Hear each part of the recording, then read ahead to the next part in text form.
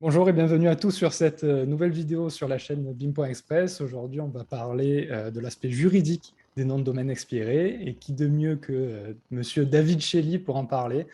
David, bonjour. Eh bien, salut Quentin. Je suis content de te trouver ici parce qu'on a pas mal échangé, on a participé à tes événements. Et puis, je sais que tu es assez spécialisé dans les noms de domaine et surtout sur l'aspect juridique des noms de domaine, les domaines premium, etc. Donc, est-ce que tu pourrais te présenter brièvement pour ceux qui ne te connaissent pas, s'il y en a? Alors, avec plaisir.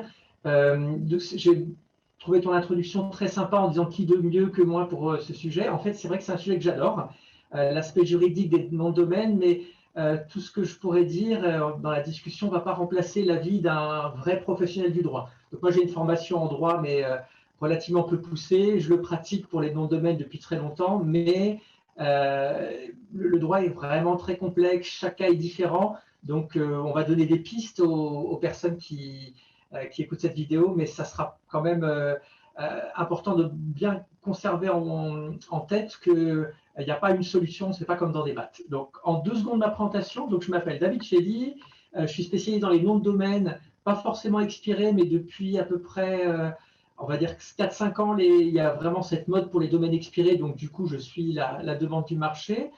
Et donc, j'habite en Espagne, donc j'achète, je vends des noms de domaine, je fais des petits sites. Enfin bon, j'ai une activité très très modique. Par contre, je suis un peu la concierge du secteur. Donc, tu parlais de l'événement NDD Camp, voilà, que je co-organise avec 2 collègues maintenant. Donc, je suis aussi dans le SO Camp, administrateur au SO Camp, Ouais, juste à titre bénévole. Je trouve ça très sympa. Donc, j'adore le exact. secteur. Le biz m'intéresse absolument pas. Donc, je préfère par exemple, ce que vous faites, je trouve ça génial et depuis le début. Et en plus, j'ai un peu de talent, je pense, C'est pour vrai. reconnaître les projets, tu sais, les gens qui sont doués, qui ont vraiment le bon mindset. Et ça, je l'ai vu depuis le début chez vous et ça ne m'étonne pas que la réussite soit au rendez-vous. Donc voilà pour la présentation, un peu le tonton sympa qui ne sert à rien dans le secteur. Voilà si on fait Ok, une, euh, une sympa. présentation. Ok, super. Merci, David. On va peut-être voir le tonton un peu moins sympa sur les questions qui vont venir. Donc, le but de cette vidéo, c'est pas de faire sur la durée. On va faire le plus concis possible, mais avec le plus d'informations possible. Donc, c'est pour ça que je vais prendre un cas concret dès le début, à savoir, mettons que j'ai acheté un nom de domaine aux enchères, un nom de domaine avocat-blablabla.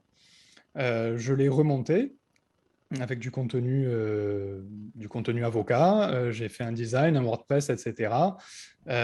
Et mon but, c'est de faire du SEO et de vendre des leads à des avocats derrière.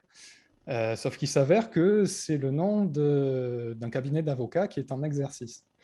Alors, plusieurs questions. Qu'est-ce que je risque si, en fait, j'ai tout repompé de WebArchive? Qu'est-ce que je risque si mes contenus sont originaux, si j'ai tout fait moi-même? Est-ce que je risque la même chose s'il s'agit d'un .fr ou un .com?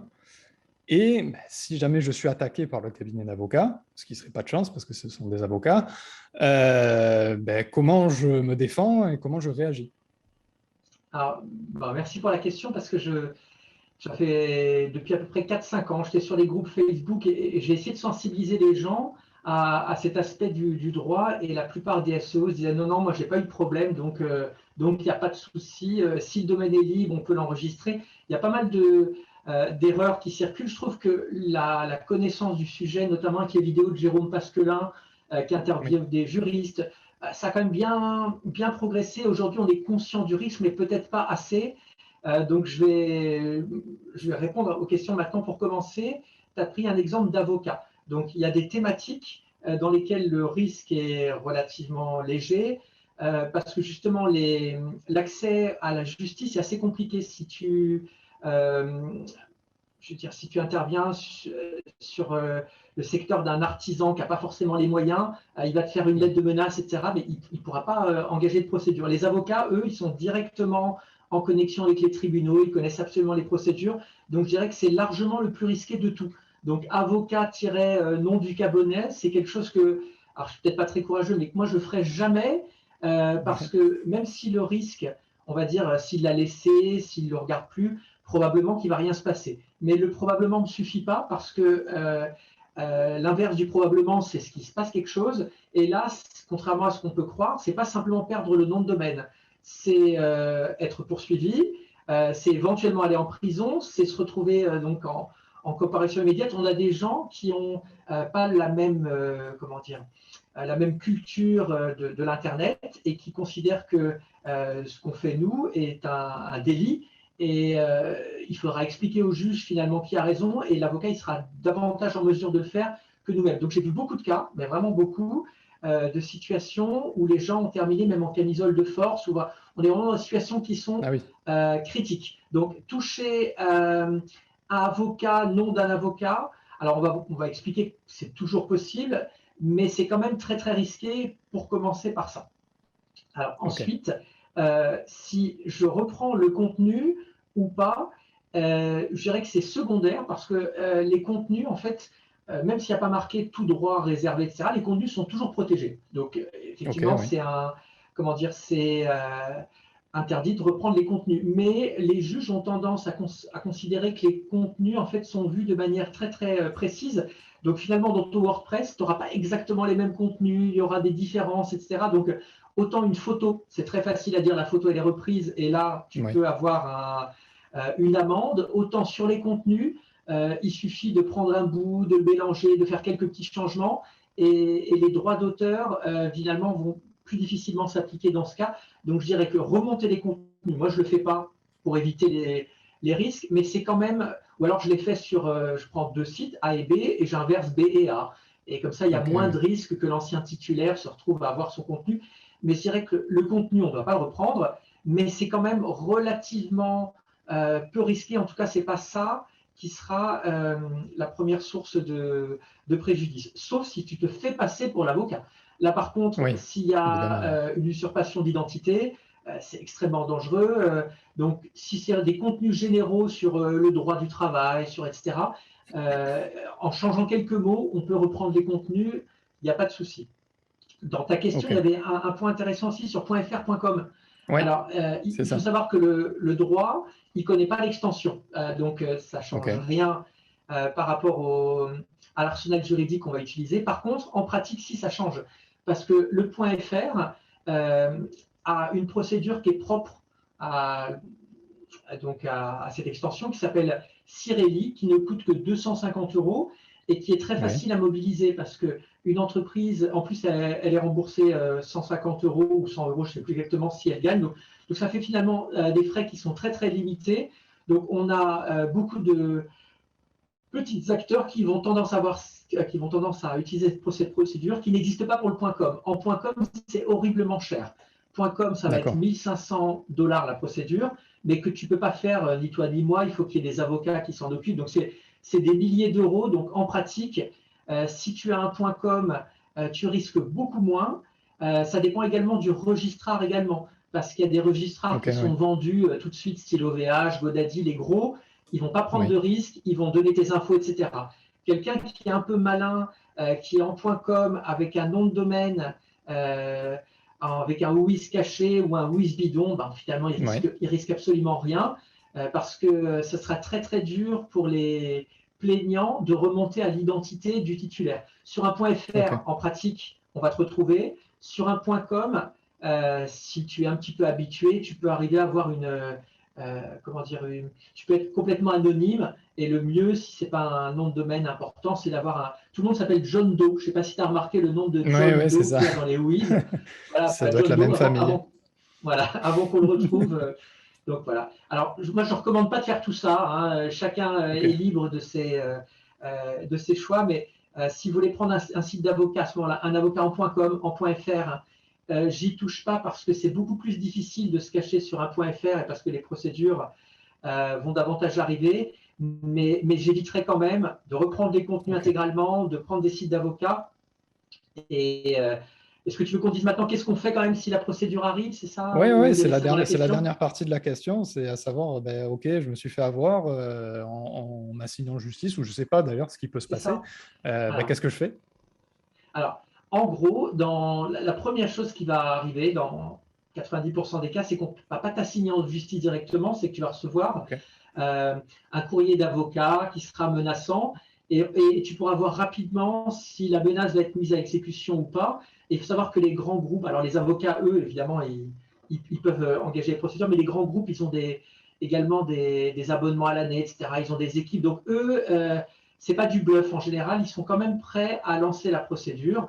Donc, ça commence par une demande de transmettre le nom de domaine. Ce que je recommande de faire, parce que c'est dommage d'avoir perdu son investissement, mais c'est quand même avantageux d'éviter de passer par une procédure, en sachant que tu peux toujours dire, moi je suis… ce qui marche très bien, évidemment moi je ne le fais pas, hein, c'est de dire, bon, c'est vraiment une erreur de mon webmaster, c'est lamentable, vous avez complètement raison, on l'a acheté à ses enchères, je lui ai demandé de vérifier qu'il y avait une marque, c'est inacceptable, donc je vous propose de vous le faire à prix coûtant, plus 100 € de frais de transfert. Enfin voilà, je vais m'en occuper et donner raison aux plaignants, expliquer que c'est pas toi, hein, que c'est un client parce que tu es prestataire, que c'est ton collaborateur ou ta collaboratrice, que c'est un Chinois. Tout ça, ça marche très bien parce qu'on a en face de nous des gens qui n'ont pas beaucoup d'infos. Et du coup, que la relation soit apaisée et expliquer au cabinet d'avocats voilà, qu'on fait la transmission et qu'on enverra une facture pour les frais. Eux, ils sont habitués à négocier avec des montants qui sont très élevés. Donc, si c'est une facture à quelques centaines d'euros, ça ne devrait pas poser de problème. Par contre, il faut être raisonnable. Hein. Tu ne peux pas dire, voilà, débrouillez-vous, c'est 5 000 € ou rien, parce que là ils vont attaquer. Donc, on peut essayer de sortir la tête haute en disant, c'est pas moi, j'ai rien fait, c'est lamentable, je suis d'accord avec vous, et puis espérer récupérer un montant. Ce n'est pas l'avocat qui va payer, lui il est pragmatique, c'est bien possible qu'il transmette la facture et il va mettre un petit peu de temps pour être payé, mais ça peut se terminer comme ça. Ça, c'est le bon cas. Le deuxième cas, c'est Cirelli Direct. C'est une procédure qui n'est pas méchante parce que ce que je peux perdre, c'est seulement le nom de domaine. Donc, voilà, donc là, je vais le perdre. Hein. En l'occurrence, si c'est avocat Jonathan Guez et que tu ne t'appelles pas Jonathan Guez, tu auras beaucoup de mal à expliquer au collège Cirelli que tu as des droits sur le nom de domaine, donc tu vas le perdre. Voilà, ça se termine là. Ensuite, ce qui est un peu plus risqué, c'est qu'il y ait effectivement au tribunal de commerce, au tribunal de grande instance, ça dépend de la nature de l'infraction, mais que tu sois convoqué au tribunal. Et ça arrive. Et ça arrivera… alors, la bonne nouvelle pour les gens qui vont écouter, ça n'arrive que si tu as une certaine taille. C'est-à-dire que les cabinets d'avocats ne vont pas attaquer un auto-entrepreneur ou quelqu'un qui est particulier, ou une PME avec un capital de 1 000 €. Ça ne les intéresse pas parce que les jugements sont presque toujours proportionnels à comment dire, non pas au préjudice, bizarrement, mais à l'importance de l'acteur que tu vas attaquer. Donc, si moi je vois souvent, comme tu dis, des 20 000, 30 000 €, j'en vois souvent. Mais ce n'est pas toi ou moi qui va prendre, enfin, peut-être toi, mais pas moi en tout cas. Moi, je ne prendrai pas 30 000 € parce que j'ai une société une micro-société, ça ne va pas les intéresser. Par contre, des cas comme ça, j'en ai plein qui me viennent à l'esprit. Je ne vais pas donner de nom, mais des petites PME sympas, avec un bon chiffre d'affaires, avec quelques dizaines de personnes et tout. Là, c'est tout de suite 5 chiffres. Ça peut être 6. Hein. Ça peut être 6 chiffres. Donc, il peut y avoir des montants vraiment importants hein, quand il y a de la contrefaçon, quand il y a du parasitisme. Voilà. Le risque existe. Alors, juste pour remettre dans le contexte, le cas des 30 000 €, on va le voir tout à l'heure. C'est un cas concret qui est arrivé à un client. Et on va voir que ça arrive. Je ne sais pas s'il y a autre chose à rajouter sur cette partie. Non, je pense que c'est ça. Je pense que c'est tout. Donc là, on était dans le cas où j'ai pas fait exprès, hein, j'ai acheté le domaine et je savais pas, j'ai pas fait exprès. Maintenant, je suis sur les enchères et je suis sûr qu'il y en a beaucoup qui y sont. Je veux ce nom de domaine, je sais que c'est une marque, mais je le veux parce qu'il a des stats de fou et je sais que je vais pouvoir faire un truc de fou avec. Du coup, comment je me protège? Est-ce que je peux le récupérer? Est-ce que je peux l'utiliser? Et si oui, comment? Dans quelles conditions? Alors, tu peux participer à l'enchère, tu peux obtenir le nom. Par contre, si le droit de domaine le nom de domaine est protégé par une marque, en principe, tu ne peux pas le déposer. C'est-à-dire qu'il y a des conditions lors de l'enregistrement des noms de domaine, notamment l'intérêt à agir. Donc déjà, on devrait vérifier que le nom de domaine n'est pas protégé. Maintenant, si tu l'utilises dans une thématique qui est différente de la thématique d'origine, sauf si c'est une marque notoire, ça sera difficile pour l'ancien titulaire de t'attaquer parce que sa marque, elle est valide uniquement pour les classes pour lesquelles elle a été enregistrée. Ok. Donc, il y a une classe, deux classes, trois classes. Et si par exemple c'est un avocat et que tu utilises le nom de domaine pour du tourisme, qu'il n'y a pas de Ouais. risque de confusion avec l'ancien titulaire, tu récupères le jus ou tu le cloques ou tu fais ce que tu veux. Mais Ok. je dirais que normalement, la personne pourra essayer de t'attaquer, mais son argumentaire sera assez faible parce que sa marque ne le protégera que dans la thématique donnée. Et le souci, c'est que souvent, les exceptions, on les remonte dans la même thématique. Et là, pour le coup, les risques sont vraiment importants.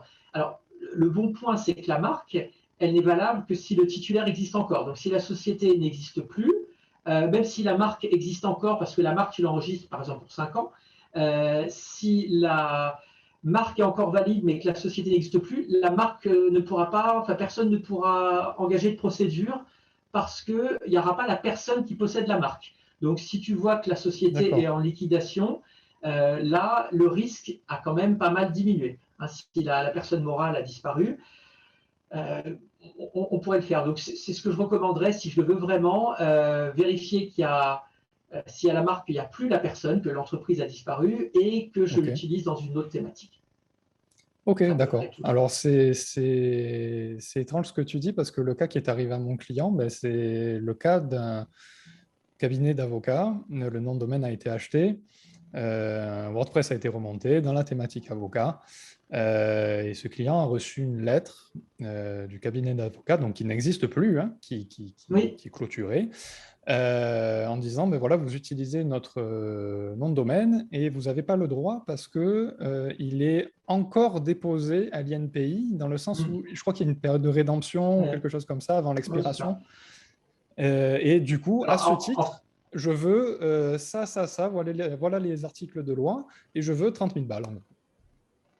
alors, en fait, c'est vraiment très subtil, hein, mais tu n'as pas le droit de le déposer parce que la marque y est encore. Par contre, eux ne peuvent pas justifier le fait qu'ils possèdent la marque puisque la personne n'existe plus. Donc, il faudrait savoir qui a demandé, puisque c'est forcément plus la même personne, c'est une autre, comment dire, c'est une autre société, un autre cabinet d'avocats, Mais en j'imagine, fait, puisque le cabinet. c'était une associée de l'ancien cabinet Ouais, d'avocats qui a remonté bon. un cabinet. D'accord, ben, il n'a pas. S'il est associé de l'ancien cabinet, il n'est plus associé du cabinet en question. Donc pour moi, cet argument n'est pas valable. Par contre, tu te fais passer pour ce cabinet. C'est-à-dire qu'il y a l'usurpation d'identité. Et là, effectivement, je pense qu'eux peuvent considérer qu'il y a un préjudice par rapport à. C'est très subtil, hein. Je pense que chaque cas est différent, mais le plus dangereux ici, c'est d'avoir vraiment repris dans la même thématique le site d'un avocat et le remonter. C'est quelque chose qui. Ça ne m'étonne pas. Et 30 000 euros, je pense que c'est très raisonnable par rapport à. Enfin, ça dépend de la taille de l'entreprise, mais c'est des cas assez graves quand même, hein. Ok, ok. Ben, puisqu'on y est, c'était pas forcément prévu, mais est-ce que tu as des noms d'avocats qui pourraient nous aider dans ce Ouais. type de cas? Alors, avec plaisir. En fait, il faut savoir que aux États-Unis, il y a comment dire, des avocats qui sont spécialisés pour défendre les titulaires de noms de domaine. Et en Amérique, on aime beaucoup la liberté, on a une autre approche. En France, ça n'existe pas vraiment, mais c'est aussi parce qu'on ne les sollicite pas. Et nos avocats en France, souvent, ils nous attaquent, mais ils ne sont pas là pour protéger les marques et ils sont plutôt très bien. Donc, je vais en donner plusieurs. Donc, il y a David Irving Thayer, que tu connais bien, je pense, Mhm. on pourra le marquer. Bien Euh, sûr. alors, les avocats sont, comment dire, moi j'ai une petite chaîne, donc j'en interviewe souvent, Oui. sont d'un très bon niveau, par contre ça coûte assez cher. Donc, à mon avis, si on peut prendre un juriste, ça sera un peu moins cher. Un cabinet en propriété intellectuelle, ça va coûter beaucoup moins Ok. cher qu'un avocat. Un avocat, rien qu'une lettre, c'est 1 000 euros tout de suite, etc. C'est D'accord. des Oui. montants qui ne sont pas vraiment adaptés au nom de domaine, et un juriste simplement pourra le faire. Par exemple, Gaël Mansec, qui a été interviewé chez Jérôme Pasquelin, voilà, qui a un vrai pro, qui est en plus un geek, n'a pas le titre d'avocat, donc il ne peut pas plaider, mais nous, finalement, on n'a pas besoin de ça. Une partie s'est un peu coupée de la vidéo. Je pense Mince, que la oui, connexion n'est pas très bonne. c'est ça, Mais on mettra tout désolé, dans c'est chez moi. on mettra tout dans la description. Si on verra en off si tu as d'autres noms à nous conseiller, on le mettra dans la description et voilà, pour les personnes qui sont touchées. Il est l'heure de passer à la conclusion, parce que comme je l'ai dit tout à l'heure, je ne veux pas d'une vidéo qui fasse 1 heure. Donc, en conclusion, si tu avais une méthode à donner pour les personnes qui voudraient acheter des noms de domaine pour faire du trafic SEO derrière, si tu avais une méthode, la meilleure méthode possible à donner, ça serait laquelle? Et quand je parle de méthode, c'est en termes d'efficacité, de rapidité, de rentabilité, parce que si j'achète un nom de domaine, qu'il faut que je me paye les juristes, les avocats et plus le temps dépensé, etc., c'est pas forcément rentable. Donc, est-ce que toi, tu as quelque chose à recommander sur ce point? C'est ça qui va être le plus important. Est-ce que je souhaite être tranquille ou alors est-ce que j'accepte certains risques? Mais supposons que vous avez une aversion au risque, comme c'est le cas de la plupart des personnes.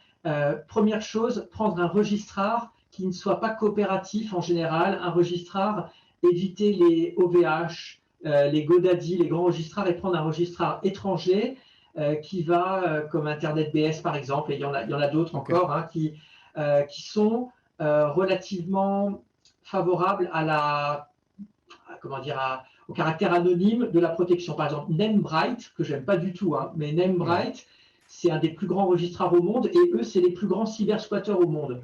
Donc, si j'ai mes noms de domaine chez Namebright, je risque pas grand-chose parce que eux, ils sont vraiment habitués à ces procédures-là. Je mets un Whois bidon, ils vont pas me demander de vérifier. Donc, ce que je recommanderais, c'est de ne pas donner son identité. De faire très attention aux moyens de paiement aussi, parce que lorsqu'il y a des procédures, on peut retrouver le juge, théoriquement, hein, parce qu'aux États-Unis, il n'y aura pas de faire, mais le juge peut nous retrouver s'il n'y a pas d'identité par rapport aux moyens de paiement. Donc, s'arranger de payer avec un moyen de paiement relativement neutre. Et ensuite, donc, dès qu'on prend un peu de risque, avoir ça de manière complètement détachée par rapport à son portefeuille de nom de domaine classique. Parce qu'il faut savoir qu'en .fr, je ne vais pas exagérer, hein, l'AFNIC est capable non pas de geler le nom de domaine problématique, mais tout ton portefeuille. Ainsi, Ah oui, il d'accord. y a un souci qui soit différent, Whois complètement bidon, et voilà, attention aux moyens de paiement pour ces noms de domaine-là. Et ensuite, les risques sont relativement limités. Quand il y a des Russes, quand il y a des Coréens, quand il y a des gens comme ça qui font des Polonais, qui récupèrent des marques et qui font en volume, personne ne va les chercher. Donc, essayer de copier finalement ces modèles-là, parce que là, les plaignants ne pourront rien faire si on est assez malin. Ce que je ne recommande pas, moi je préfère le propre, mais bon, voilà, s'il y en a qui ont des velléités d'être très doués en SEO, c'est ce qui marcherait le mieux, je pense. Ok, super. Écoute, merci beaucoup pour ton intervention. Je vous remercie, vous qui avez regardé la vidéo. N'hésitez pas à mettre des commentaires. David, merci. Je mets tes contacts et tout ce qu'il faut dans la description. Et puis, on se capte prochainement pour une prochaine vidéo. Au revoir. Avec plaisir, merci. Et désolé pour le son pourri, c'est l'Espagne, je ne suis pas responsable. Et bonne chance à tous. Voilà. N'hésitez pas à mettre des questions dans les commentaires et puis je répondrai avec plaisir également. Et longue vie à ta chaîne et félicitations encore pour tout le boulot et bravo. Merci beaucoup, David. À bientôt.